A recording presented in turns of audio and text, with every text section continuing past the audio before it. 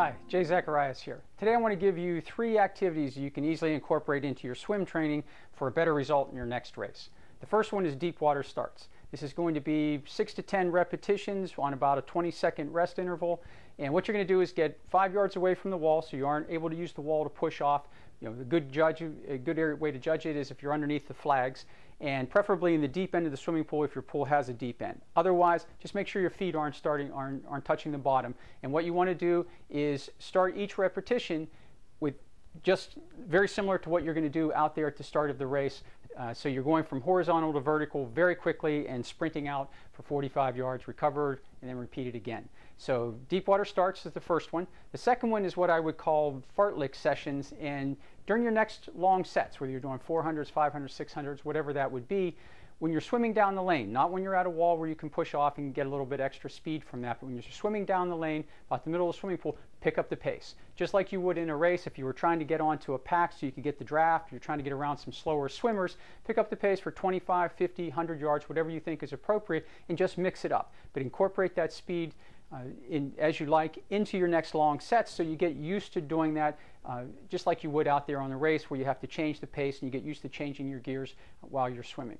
The third one is a really important one. This is a sighting drill, and it's what I would call a water polo drill. So take a ball, like a water polo ball or a soccer ball, throw it in the lane with you, throw it down the lane, and as you start your swim, just lift your head and try to sight the ball. You'll see the ball be moving on the water. It gives you a little bit of easy practice in the lane.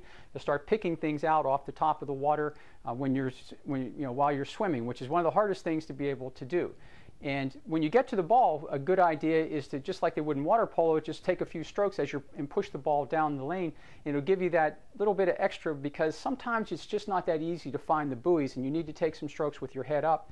And this is a good way to practice it as you're going down there. And it also keeps you from breaking into a breaststroke with that whip kick, which is extremely dangerous when you have other people around you. If you've ever been kicked by a whip kick, you'll know exactly what I mean. Now, a more advanced version of this, and one that I really like if you're able to do it, is to do it in the open water. It doesn't work in the ocean or the river or any place you have current, but if you have access to a lake, you just take the ball with you, throw it out into the lake, and that way you can sprint to the ball. You try to sight it. Trying to pick that ball off the top of the water is really good practice because it's so small. It will give you good practice to pick out the bigger buoys when you're in the race, particularly when you have all those other people around you trying to figure out where they're going. And there is no more important skill when you're out there in the open water than to be able to swim straight, and sighting those buoys quickly and accurately is just invaluable when you're out there in the race. Anyway, that's it for today. I hope this helps. Look forward to seeing you at the races.